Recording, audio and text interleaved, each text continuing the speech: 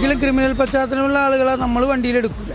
നമ്മൾ അറിഞ്ഞുകൊണ്ട് അങ്ങനെ ഒരാൾക്ക് തൊഴിൽ കൊടുക്കാൻ ഒരു ഓണറും ശ്രമിക്കില്ല. KSRTCയുടെ വിഷയം ആരും പറയുന്നില്ല. KSRTC എന്ത് ചെയ്താലും ആരും KSRTC ഒരു അപകടം ഉണ്ടായി, അതൊരു കാരണവശാലും ഒരാളും പറയാറില്ല. താങ്കൾക്ക് വണ്ടി തരാം, താങ്കളൊന്ന് ഓടിച്ചു കാണിക്കും 8 മിനിറ്റ് കൊണ്ട്.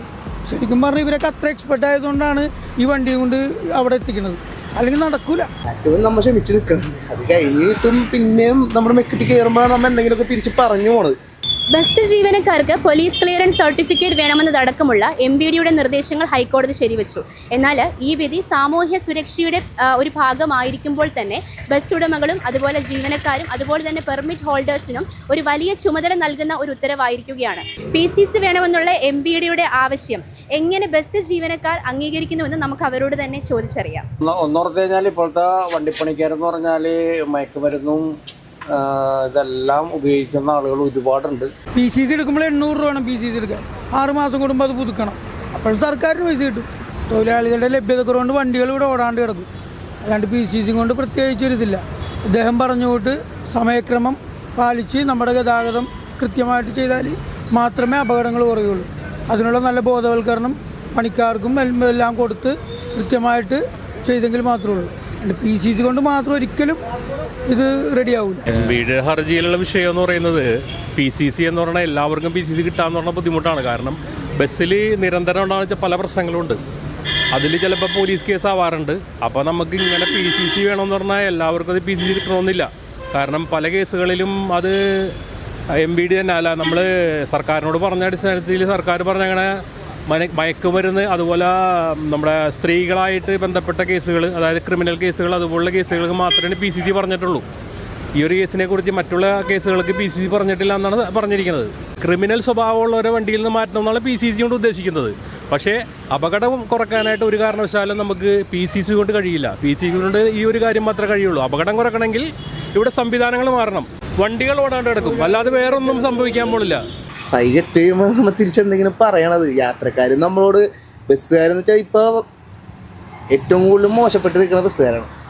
എന്ത് പ്രശ്നമുണ്ടെങ്കിലും ബസ്സുകാർക്കെതിരെയാണ് വന്നുകൊണ്ടിരിക്കുന്നത്. അല്ലാണ്ട് വേറെ ചെറുവണ്ടികളെ എന്ത് തന്നെ പ്രശ്നമുണ്ട്. ഇപ്പോൾ ഒരു വണ്ടി ഒന്ന് തട്ടേ മുട്ട ചെയ്ത് കഴിഞ്ഞിട്ടുണ്ടെങ്കിൽ ആദ്യം കിടക്കുന്ന ബസ്സാണെന്നുണ്ടെങ്കിൽ ബസ് ചിലപ്പോൾ അതിൻ്റെ പുറകെ കിടക്കണായിരിക്കുള്ളൂ. ആദ്യം ബസ്സുകാരെ മെക്കിട്ട് വരും. ഒരുപാട് അങ്ങനെ സംഭവം ഉണ്ടായിട്ടുണ്ട്. നമ്മുടെ വണ്ടിയുടെ മുമ്പിൽ വേറെ വണ്ടികൾ തമ്മിൽ കൂട്ടിയതാണ്. എന്നിട്ട് തൊട്ടുപുറയിൽ വന്ന ആൾക്കാർ വന്ന് നോക്കി കഴിഞ്ഞാൽ ബസ്സാണ് അവിടെ കിടക്കണം. ഞങ്ങളോടൊന്ന് ചോദിക്കണേ, ഞങ്ങൾക്ക് എന്താണ് എങ്ങനെ ഈ ഓർഡർ നിങ്ങളൊക്കെ മരണം പാലിച്ചിട്ടാണ് മറ്റേതാണ് മറിച്ചാണെന്ന് പറഞ്ഞിട്ട് ഞങ്ങളോട് ദേഷ്യപ്പെട്ടു. ഞാൻ പറഞ്ഞു, ചേട്ടാ ഞങ്ങളൊന്നും ചെയ്തിട്ടില്ല, ബൈക്കും കൂടെ തമ്മിൽ മുട്ടിയേക്കണത്. ഇത് കണ്ടിട്ട് ഞങ്ങൾ ചവിട്ടി ഒതുക്കി മാറ്റിയിട്ടേക്കാണ്. കാര്യം പോലും അറിയാവുന്ന ആൾക്കാർ നമ്മളോട് കയറിക്കൊണ്ടിരിക്കണം. യാത്രക്കാരായാലും പുറത്ത് ടൂ വീലറാരെ കൊണ്ടൊക്കെ ചെയ്യുന്നു. കയറി ലെഫ്റ്റ് സൈഡിൽ കൂടെ കയറി വരും. എന്നിട്ട് നമ്മളോട് ചോദിക്കണം എന്താണെന്ന്. നമ്മൾ മാക്സിമം പിന്നെ ഈ പാലത്തിൻ്റെ ബ്ലോക്കും പണി തീർന്നിട്ടില്ല, ഇപ്പോഴും കഴിഞ്ഞിട്ടില്ല. ഈ അവിടെ കൗണ്ട് ഡൗൺ എഴുതി വെച്ചിട്ടുണ്ടായിരുന്നു, അത് കഴിഞ്ഞ് ഇത്ര ദിവസത്തിനുള്ളിൽ തുറക്കുമെന്ന് പറഞ്ഞിട്ട് അതുപോലും നടന്നിട്ടില്ല. ഇപ്പോഴും ടാറിങ് പൂർത്തിയായിട്ടില്ല, അതവിടെ കിടക്കുകയാണ്. ഈ ഇവിടെ നിന്ന് അവിടം വരെ എത്താനായിട്ട് 8 മിനിറ്റ് ഗ്യാപ്പാണുള്ളൂ. 8 മിനിറ്റ് കൊണ്ട് എങ്ങനെ വന്നാലും എത്തൂല. ഞങ്ങൾ 1 മിനിറ്റ് ഗ്യാപ്പാണ് ഈ വണ്ടിക്ക് എല്ലാ ട്രിപ്പ്. 1 മിനിറ്റ് ഗ്യാപ്പും കൊണ്ട് എന്ത് വന്നാലും കൂടി എത്തൂല. ഇതിൻ്റെ ഇടയിൽ വായി പിടിച്ച് പോകുമ്പോൾ യാത്രക്കാർ നമ്മളോട് സഹകരിക്കാനുള്ള റോഡിൻ്റെ ഏറ്റവും മോശം അവസ്ഥയാണ് ഏറ്റവും കൂടുതൽ കാരണം. യാത്രക്കാരോട് ആരും നമ്മൾ സഹകരിക്കാനുള്ള. നമ്മളോട് പറയുമ്പോൾ മാക്സിമം നമ്മൾ ക്ഷമിച്ച് നിൽക്കണം. അത് കഴിഞ്ഞിട്ടും പിന്നെയും നമ്മുടെ മെക്കിട്ട് കയറുമ്പോഴാണ് നമ്മൾ എന്തെങ്കിലുമൊക്കെ തിരിച്ച് പറഞ്ഞു പോണത്. അത് മോശപ്പെട്ട രീതിയിലൊന്നും നമ്മൾ സംസാരിക്കാറില്ല. എന്നാലും ഇത്തിരി ദേഷ്യത്തോടു കൂടി സംസാരിക്കുമ്പോൾ അതവർ പറയണത് നിങ്ങൾ ബസ്സുകാരെല്ലാവരും കണക്കാണ് അങ്ങനെയാണ് പറഞ്ഞത്. അപ്പം അതിൻ്റെ കൂടെ ചേർക്കാൻ പറ്റുന്നതാണ് ഈ വിദ്യാർത്ഥികളുടെ അടുത്ത് കൺസെഷൻ കൊടുക്കുന്നില്ല, സീ കൊടുക്കുന്നില്ല എന്നുള്ള. വിദ്യാർത്ഥികൾക്ക് നമ്മൾ കാർഡ് ഉണ്ടെങ്കിൽ ഉറപ്പായിട്ടും കൺസെഷൻ കൊടുക്കാനുണ്ട്. കാർഡ് നിർബന്ധമാണ്, അല്ലെങ്കിൽ യൂണിഫോം. ഇത് രണ്ടുമില്ല, കാർഡുമില്ല യൂണിഫോമില്ല ബാഗും ഇല്ലാണ്ടൊക്കെ വലിയ പിള്ളേർ. കാലങ്ങൾ കടന്നു പോകുമ്പോൾ ഡ്രൈവറും പണിക്കാരൊന്നും ഇല്ലാണ്ട് വണ്ടികൾ ഓടി തുടങ്ങുമല്ലോ. റിമോട്ടിലോട്ടെ ഇതില്ലാത്ത ആൾക്കാരെയൊക്കെ നമ്മ അങ്ങനെ നോക്കണം, നല്ല കാര്യമാണ്. പക്ഷേ അതിനനുസരിച്ച് റോഡും കൂടി ഒന്ന് നോക്കണം. സർക്കാരിൻ്റെ വണ്ടികളെ നോക്കിക്കഴിഞ്ഞാൽ എങ്ങനെ അങ്ങനെ നോക്കണ്ടല്ലേ. പ്രൈവറ്റ് വണ്ടിക്കാരെന്നല്ല, അത് ഇപ്പോൾ റോട്ടിൽ മറ്റു വണ്ടിക്കാരും കൂടിയുള്ള ഗതാഗത കുരുക്കാണ്. അത് ആദ്യം മാറ്റാൻ പറ. അപ്പോൾ കുറേ അപകടങ്ങൾ ഒഴിവാകും. വാഹനാപകടങ്ങൾ കൂടാനായിട്ട് PCC അല്ല പ്രശ്നം, സർക്കാർ തന്നെ പ്രശ്നം. സമയക്രമം കൃത്യമായിട്ടില്ലാത്തത് കൊണ്ടും പുതിയ പെർമിറ്റുകൾക്ക് അനുമതി കൊടുക്കുന്നതുകൊണ്ടും മാത്രമാണ് അപകടങ്ങൾ ഉണ്ടാവുന്നത്. അല്ലാതെ PCC കൊണ്ട് അപകടം കുറക്കാനായിട്ട് ഒരു കാരണവശാലും കഴിയില്ല. PCC ക്രിമിനൽ സ്വഭാവമുള്ള തൊഴിലാളികളെ ഒഴിവാക്കാൻ വേണ്ടിയാണ് PCC നടക്കുകയുള്ളൂ. അല്ലാണ്ട് അപകടങ്ങൾ കുറക്കണമെങ്കിൽ റോഡിൽ അതിനുള്ള സംവിധാനങ്ങൾ കൃത്യമായിട്ട് ചെയ്യണം. കൃത്യമായിട്ട് സർക്കാർ തന്നെ ഇപ്പോൾ പുതിയ പെർമിറ്റുകൾ കൊടുത്തുകൊണ്ടിരിക്കുന്നത്. ഇവിടെ തന്നെ ഇദ്ദേഹം പറഞ്ഞിട്ട് 2-ാം തീയതി ഹിയറിംഗ് ഉണ്ട് പുതിയ പെർമിറ്റ്. ഇവിടെ അല്ലെങ്കിൽ തന്നെ 2 മിനിറ്റ് 1 മിനിറ്റിൽ വണ്ടികൾ ഓടുകയാണ്. അപ്പോൾ ഇത്തരത്തിൽ പെർമിറ്റുകൾ കൂടുന്നത് സർക്കാരിൻ്റെ ഭാഗത്തുനിന്നുള്ള ഒരു വീഴ്ച തന്നെയാണ്. കാരണം വീഴ്ച തന്നെയാണല്ലോ. സർക്കാരിന് ഇതുകൊണ്ട് ചിലപ്പോൾ പൈസ കിട്ടും, പക്ഷേ റോഡിൽ ഇതേപോലെ അപകടങ്ങളുണ്ടാവും. PCC എടുക്കുമ്പോൾ 800 രൂപ വേണം PCC എടുക്കാൻ. 6 മാസം കൂടുമ്പോൾ അത് പുതുക്കണം. അപ്പോഴും സർക്കാരിന് പൈസ കിട്ടും, അല്ലാണ്ട് എന്ത് ഗുണം കൊണ്ടുണ്ടാവും. അതുപോലെ നമ്മുടെ ഈ റോഡിൻ്റെ ശോചന, അതായത് വൈപ്പിങ്കരയിലൊക്കെ അറിയാമല്ലോ. ഈ പാലം കടന്ന് പോകണമെങ്കിൽ വൈകുന്നേരം ഇവിടെ ജോലിക്ക് പോകുന്ന പെണ്ണുങ്ങളൊക്കെ വീട്ടിലെത്തുന്ന 7 മണി 7:30 മണിക്കാണ്. അത്രയ്ക്ക് തിരക്കാണ്. റോഡില്ല അതിനുള്ള. എന്താ അതിൻ്റെ ഇടയിൽ കൂടി വീണ്ടും വീണ്ടും പെർമിറ്റുകൾ കൊടുക്കുന്നു. ഇവിടെ ബസ്സുകാർ മാത്രമല്ലല്ലോ അപകടം ഉണ്ടാവുന്നത്. ബസ് അപകടം ഉണ്ടാകുമ്പോൾ മാത്രമാണ് മീഡിയാസും എല്ലാവരും വലിയ കാര്യത്തിന് പറയണത്. ഇവിടെ അല്ലാത്ത വണ്ടി മുട്ടി എന്തോരം ആൾക്കാരും മരിക്കുന്നുണ്ട്.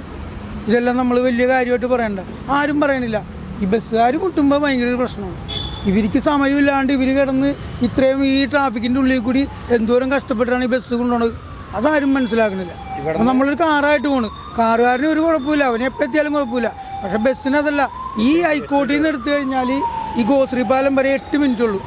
താങ്കൾക്ക് വണ്ടി തരാം, താങ്കളൊന്ന് ഓടിച്ചു കാണിക്കും 8 മിനിറ്റ് കൊണ്ട്.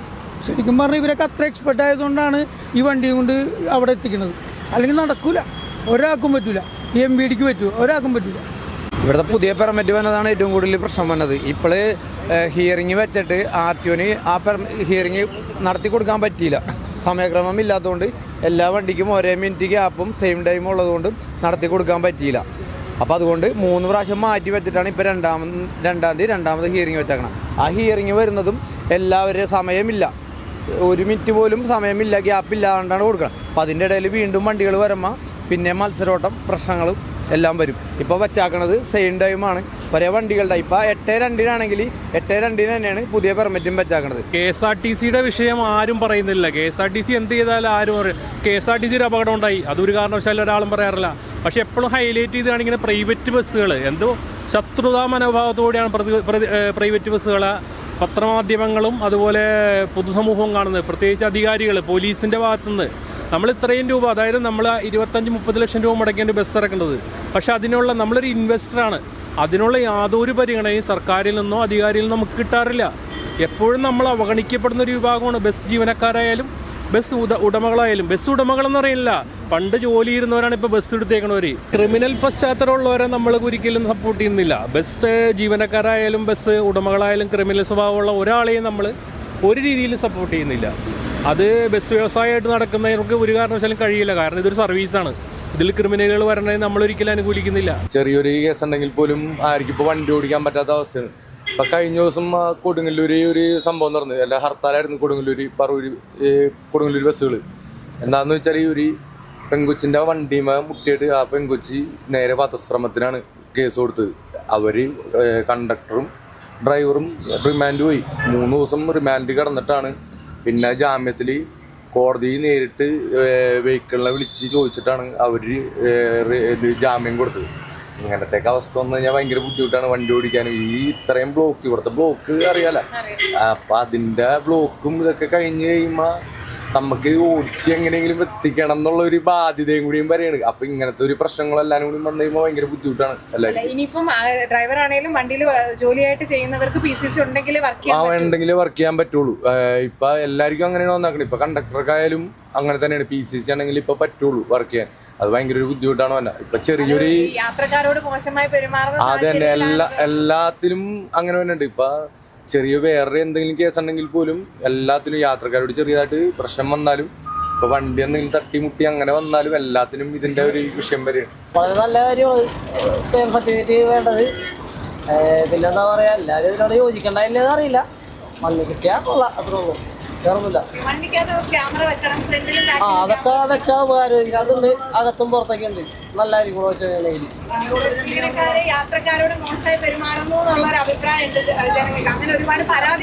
പരാതി ഉണ്ടാവും, ഇല്ലെന്ന് പറയാനുള്ള.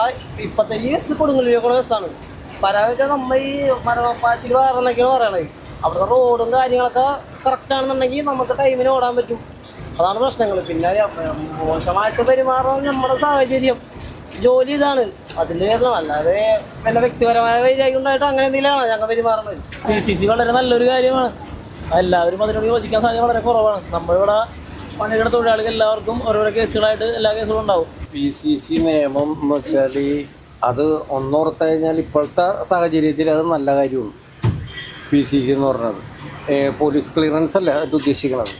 അതേതായാലും ഇപ്പോഴത്തെ ഈ കാലഘട്ടത്തിൽ ഡ്രൈവർമാർക്കായാലും കണ്ടക്ടർമാർക്കായാലും വണ്ടിയിൽ ഏത് പണിക്കാരനായാലും അത് വേണം. അതാണ് എൻ്റെ അഭിപ്രായം. അത് ഒന്നോർത്ത് കഴിഞ്ഞാൽ ഇപ്പോഴത്തെ വണ്ടിപ്പണിക്കാരെന്ന് പറഞ്ഞാൽ മയക്കുമരുന്നും ഇതെല്ലാം ഉപയോഗിക്കുന്ന ആളുകൾ ഒരുപാടുണ്ട്. പക്ഷെ അത് ഉപയോഗിക്കാത്ത ആളുകളുമുണ്ട്. പക്ഷെ അത് ഉപയോഗിക്കാത്ത ആളുകൾക്ക് വേണ്ടി ഒരുപാട് പ്രശ്നങ്ങൾ ഈ ബസ് മേഖലയിൽ നടപ്പുണ്ട്. ആക്സിഡൻ്റ് ഉണ്ടാവുന്നുണ്ട്. പിന്നെന്ന് വെച്ചാൽ ഞങ്ങളുടെ തൊഴിലെന്ന് പറഞ്ഞാൽ ഞങ്ങൾക്ക് ഒരു മിനിറ്റ് എന്ന് പറഞ്ഞാൽ ഒരു സെക്കൻഡ് ഞങ്ങൾക്ക് ഏറ്റവും വിലപ്പെട്ടതാണ് ബസ് സർവീസ്, പ്രൈവറ്റ് ബസ്. അതിനുവേണ്ടി ഞങ്ങൾ ഈ പാഞ്ഞൂത്തി ഞങ്ങൾ ഓടണം എന്ന് പറയുമ്പോൾ ആളുകൾക്ക് റോട്ടിൽ കൂടി പോകുന്ന ആളുകൾക്കൊക്കെ അത് കുറേ ആളുകൾക്കൊന്നും അത് മനസ്സിലാവില്ല, കുറേ ആളുകൾക്കത് മനസ്സിലാവും. അപ്പോൾ അതാണ് ഞങ്ങളുടെ ഫീൽഡ്.